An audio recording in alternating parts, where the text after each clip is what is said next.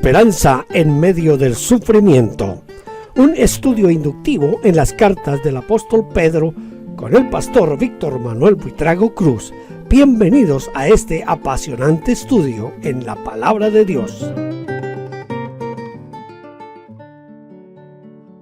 Bienvenidos a nuestro estudio de Pedro inductivo. Hoy tendremos nuestra lección número 9 y vamos a abarcar en la primera de Pedro, capítulo 4, versículos del 1 al 11.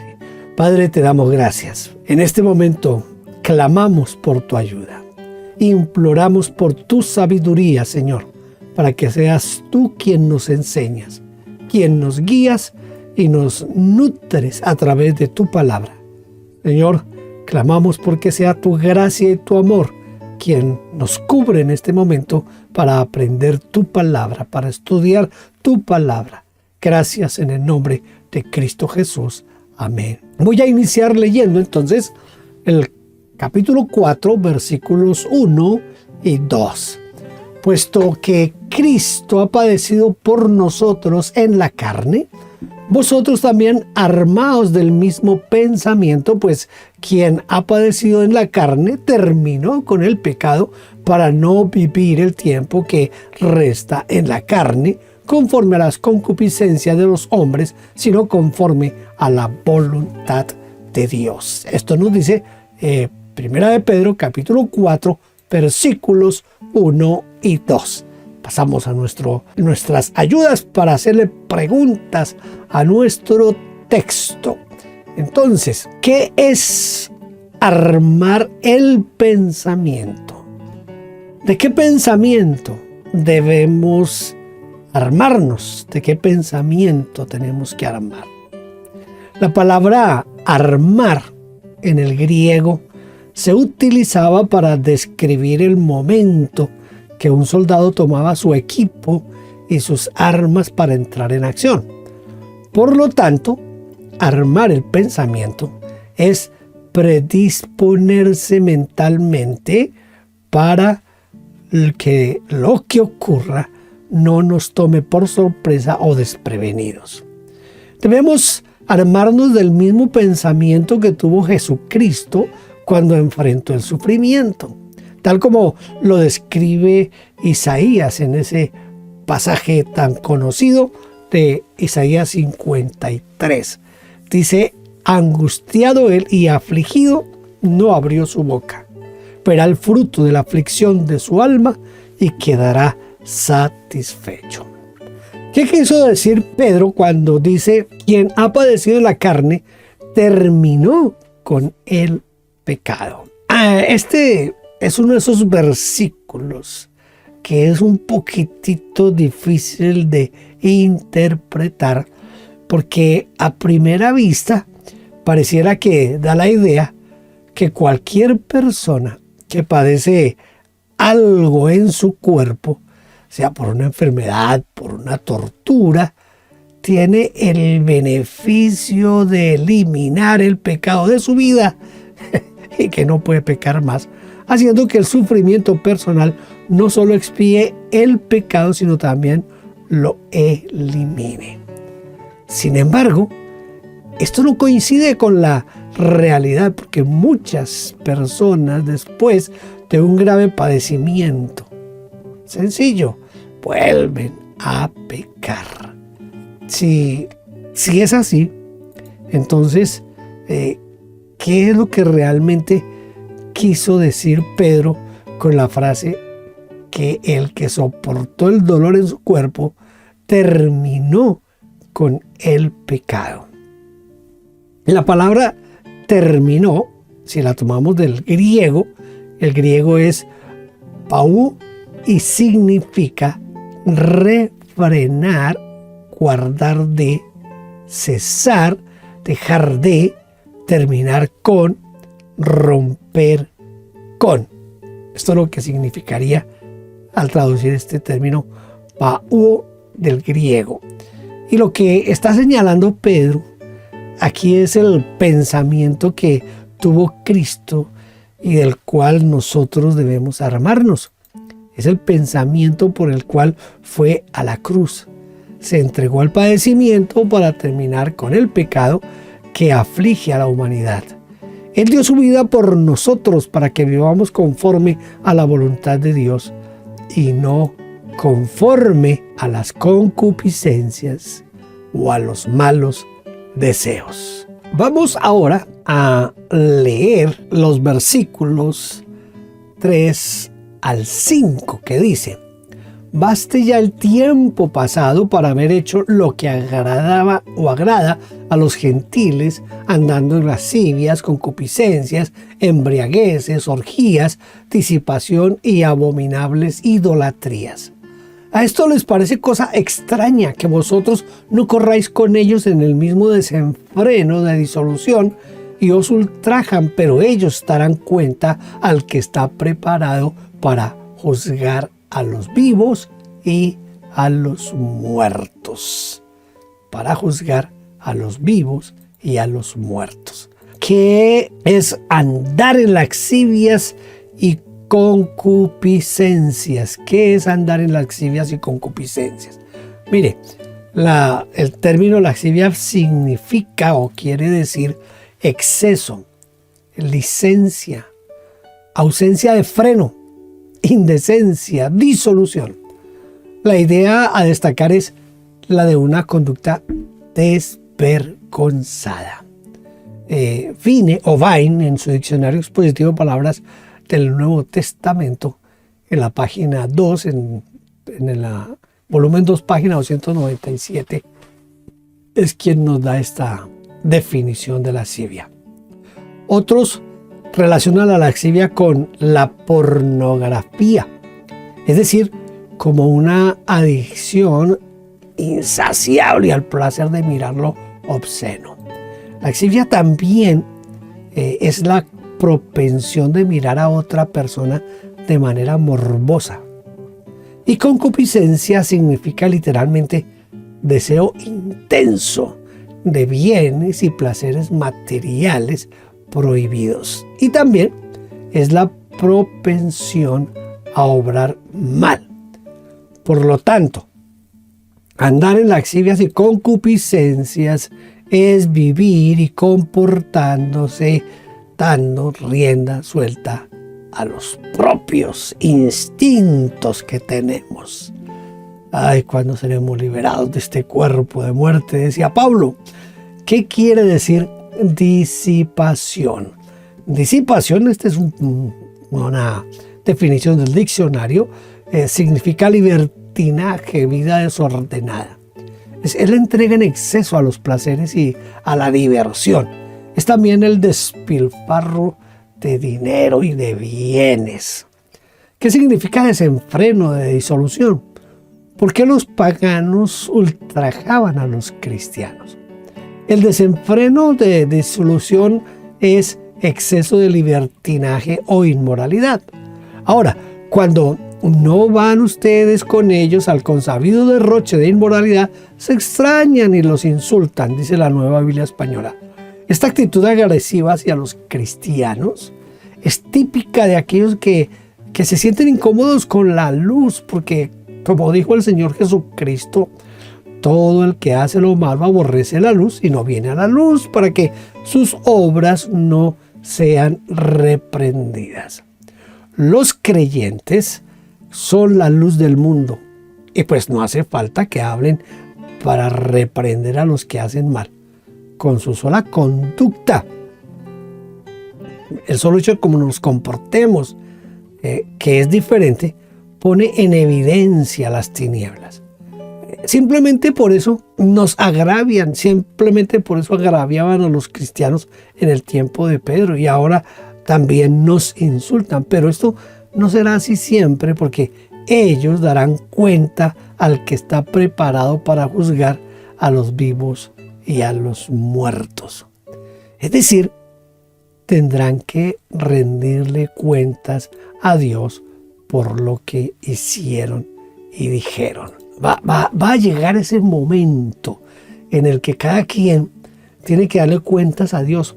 Y esos que se burlan de nosotros, que nos persiguen, que estos cristianos, usted sabe todo lo que dicen de nosotros cuando estamos ahí en reuniones o esto, como no compartimos con ellos de sus conversaciones obscenas y no decimos los mismos chistes que ellos dicen, no participamos de las bebidas alcohólicas y ese tipo de cosas, entonces nos ultrajan, nos tratan mal, pero un día van a dar cuentas al Señor por esa situación.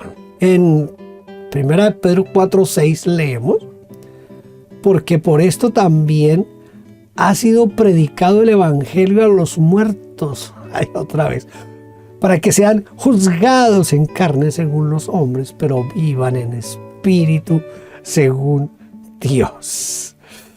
Desde la clase anterior venimos con textos un poco complicados para explicar de la epístola de Pedro. ¿A qué muertos se les predicó el evangelio? Si el versículo 12 es difícil de interpretar, pues déjeme decirle que este es todavía más complicado de interpretar. Primero, puede estar refiriéndose a todos los seres humanos que están muertos espiritualmente. Como dice Pablo en Efesios capítulo 2, versículo 1, él dice: y Él os dio vida a vosotros cuando estabais muertos. Note, cuando estabais muertos en vuestros delitos y pecados. En otras palabras, cada vez que predicamos el Evangelio, estamos predicando el Evangelio a los muertos. Esos que están muertos en delitos y pecados. Están muertos porque no tienen a Cristo, porque solo los que tienen a Cristo tienen la vida. Eso es lo que dice 1 Juan 5:12. El que tiene al Hijo tiene la vida, y el que no tiene al Hijo de Dios no tiene la vida. Así fácil y sencillo. Entonces, mire, esto puede ser una primera interpretación o manera de ver este texto complicado. En segundo lugar, pero también algunos piensan que Pedro está nuevamente mencionando el descenso de Cristo al Hades. ¿Se acuerdan de la lección pasada? Cuando Cristo predicó a los espíritus encarcelados en el lapso del tiempo entre su muerte y la resurrección. Ya tenemos una segunda manera de interpretar o de ver este texto bíblico. Tercero, puede estar mencionando un hecho que desconocemos, porque no dice que Cristo predicó el evangelio a los muertos, sino que ha sido predicado el evangelio a los muertos. Miren, notemos la expresión ha sido predicado, para indicar simplemente un hecho, sin decir quién realmente lo hizo. No podemos ni atribuir que fue Cristo ni eso. Estos son los pasajes que yo siempre recomiendo que los veamos sin apasionamientos y que los veamos de una manera muy amplia. Aquí es donde a veces nos ayuda tener varias versiones de la Biblia, porque cuando uno lee el texto en varias versiones como que adquiere un poquito de más claridad. A mí me gusta mucho la interpretación o la inferencia a que se está refiriendo a cuando nosotros predicamos el evangelio. Por lo que dice Pablo, que estamos, bueno, ya nosotros no estamos, pero los que no han aceptado a Cristo están muertos en sus delitos y pecados. Entonces me parece como muy sensata este tipo de afirmación, de predicación, de aceptar este texto de esa manera. ¿Quiénes vivirán en espíritu según Dios? ¿Quiénes vivirán en espíritu según Dios? Yo no sé si yo tengo aquí bien hecha mi pregunta. La frase para que sean juzgados en carne según los hombres, pero vivan en espíritu según Dios. Sí, creo que me quedó mal hecha la pregunta. No debe ser quienes vivirán ese espíritu. Ese es, hay que cambiar la S por una N. En espíritu. Entonces, para que los hombres vivan en espíritu según Dios, desconcierta a todos los comentaristas y exégetas de la Biblia. Desconcierta porque si están literalmente muertos, ¿cómo pueden ser juzgados en carne según los hombres? Mi esposa a veces me dice que yo a veces hago preguntas que son como muy complicadas y que yo mismo no tengo la respuesta, ¿no? Pero creo que eso es lo interesante de estudiar la palabra de Dios con este método, de hacerle preguntas al texto. Porque puede ser que nos metamos decía mi mami, en camisa de 11 varas, pero es interesante esta pregunta, ¿verdad? ¿O acaso se refiere a que serán juzgados después de su resurrección cuando reciban un nuevo cuerpo? Si es así, pierde su sentido la frase siguiente: para que vivan en espíritu según Dios. La traducción de la Biblia latinoamericana ha querido darle mayor coherencia al texto, traduciéndolo de la siguiente manera: pues el Evangelio sirve aún a los que mueren, aunque reciben en su cuerpo la condenación propia de la condición humana, viven en espíritu para Dios. En otras palabras, todos deben morir porque esa es la condición humana. Pero los que recibieron a Cristo, al morir, viven en espíritu para Dios. ¿Se da cuenta lo que le digo de mirar un texto en otras versiones de la palabra de Dios? Creo que lo he mencionado muchas veces y pues nunca me voy a cansar de decirlo. Pero tenemos una herramienta, los que tienen acceso a la internet y tienen un computador o una tablet. Hay una página, voy a decírsela como se lee en el español, Gateway. En esa página usted va a tener, bueno, hay otras, pero esa es la que yo más uso. En esa página usted va a encontrar en español, yo creo que por lo menos unas 25 diferentes versiones. Eso nos ayuda a entender un poco más los textos que estamos leyendo. Capítulo 4 del 7 al 11 dice: mas el fin de todas las cosas se acerca. Sed pues sobrios y velad en oración, y ante todo tened entre vosotros ferviente amor, porque el amor cubrirá multitud de pecados. Hospedaos los unos a los otros sin murmuraciones. Cada uno según el don que ha recibido, ministralo a los otros como buenos administradores de la multiforme gracia de Dios. Si alguno habla, hable conforme a las palabras de Dios. Si alguno ministra, ministre conforme al poder que Dios da, para que en todo sea Dios glorificado por Jesucristo, a quien pertenecen la gloria y el imperio por los siglos de los siglos. Amén. Oh, tremendo este versículo que acabamos de mirar aquí. Miremos ahora nuestras preguntas al texto que estamos estudiando en este momento. Si el fin de todas las cosas se acerca, ¿cómo debemos enfrentarlo? Vamos a tratar de mencionar 7 cosas que debemos hacer según este párrafo. Deberíamos, si de pronto nos damos cuenta que el fin viene, bueno, se nos está anunciando desde hace rato que el fin está cerca, ¿verdad? Nosotros deberíamos, en primer lugar, ser sobrios. El sentido original de la palabra es tener la mente sana o ser moderados, porque debemos mantenernos equilibrados para no volvernos locos o desquiciados al ver que la gente está asustada por las señales del fin. Y mucho más ahora con todo lo que uno mira en las redes sociales. Cualquier terremoto, cualquier cosa que pase, inmediatamente lo relacionan con que ya se acabó el mundo.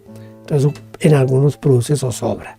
En segundo lugar, debemos permanecer orando o velando en oración. En tercer lugar, deberíamos fomentar entre nosotros un amor incesante o ferviente. Dice Pedro, mantengan en tensión un amor. Se está refiriendo al amor que restaura o a los que se han apartado al mencionar el texto de Santiago 5:20. Sepa que el que haga volver al pecador del error de su camino salvará de muerte un alma y cubrirá multitud de pecados. Es decir, que ese amor tiene que ayudarnos a enterarnos del otro y ayudar al otro. En cuarto lugar, debemos visitarnos sin quejarnos los unos de los otros, sin murmuraciones, sin desacuerdos, porque es muy común que en el trato frecuente surjan roces, surjan diferentes pensamientos. El hospedar y ser hospedados por otros nos hace más vulnerables y por eso tenemos que tener cuidado y por eso debemos visitarnos y ayudarnos sin quejarnos. En quinto lugar, debemos administrar bien los dones que Dios nos ha dado para servir o para ministrar a nuestros hermanos. Mire, los dones fueron dados para la edificación del cuerpo de Cristo. Que no se nos olvide eso, por favor. Esos dones fueron dados para eso, más que para nuestra propia edificación. Así que administrar significa ordenar, organizar, dosificar, racionar algo. Y la buena administración debe ser nuestra característica más importante si queremos ser eficientes. Pero recuerde siempre esto, se lo digo con el corazón en la mano. El don es para edificar la iglesia, para ayudarle a otros. En sexto lugar, debemos predicar y enseñar la palabra de Dios y todo lo que hablemos debe ajustarse a ella. Si alguno hable, hable conforme a las palabras de Dios. Y séptimo, ya por último, debemos servir o ministrar conforme al poder que Dios da. Aquí Pedro emplea la palabra Jesús, que significa fuerza, habilidad, vigor, tener recursos. Esos recursos que Dios nos da, que Dios nos otorga. Porque a veces nos extralimitamos en nuestro servicio y sobrellevamos el trabajo práctico, lo sobrellevamos, nos vamos más allá donde tenemos que ir, lo llevamos más allá de nuestras fuerzas hasta agotarnos. Y como diría el apóstol Pablo, piense de sí con cordura, conforme a la medida, escuche, de fe que Dios repartió a cada uno. Porque todos, no solo tenemos diferentes dones, sino que también tenemos diferente fuerza o resistencia para llevar a cabo una ministración. Yo leía hace poco en uno de esos posts que ponen en el Facebook de alguien que describía la labor de un pastor y la describía como algo demasiado terrible, como algo fuerte. Y alguien entonces puso abajo un comentario que decía que él no quería ser pastor porque le parecía demasiado trabajo. No todos pueden hacer el mismo trabajo, no todos podemos llevar la misma carga.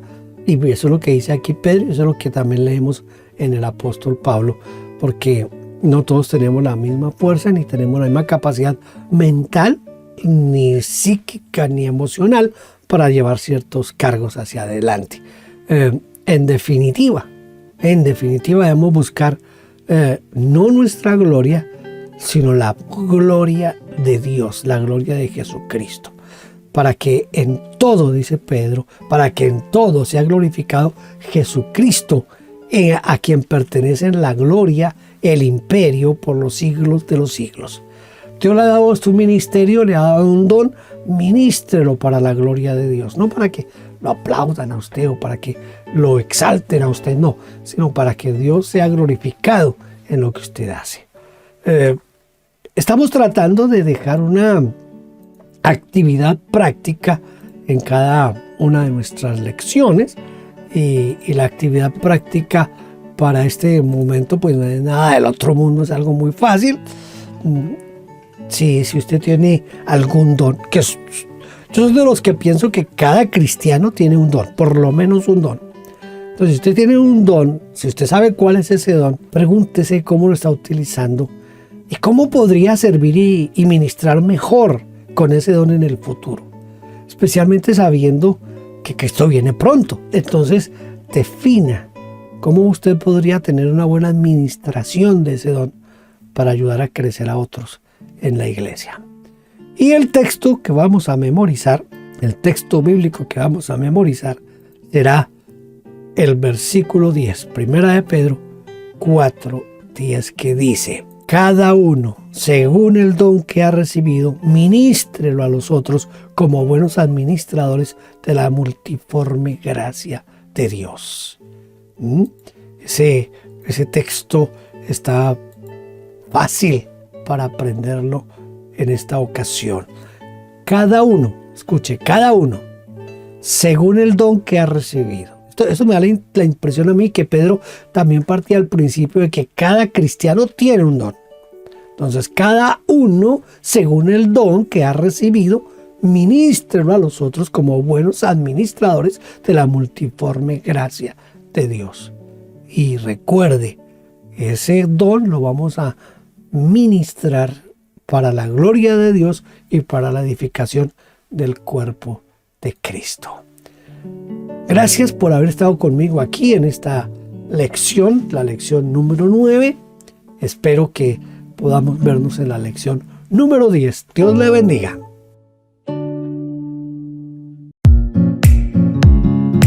Gracias por vernos. Déjenos su huella suscribiéndose y comentando. No olvide campanita y compartir. Dios le bendiga.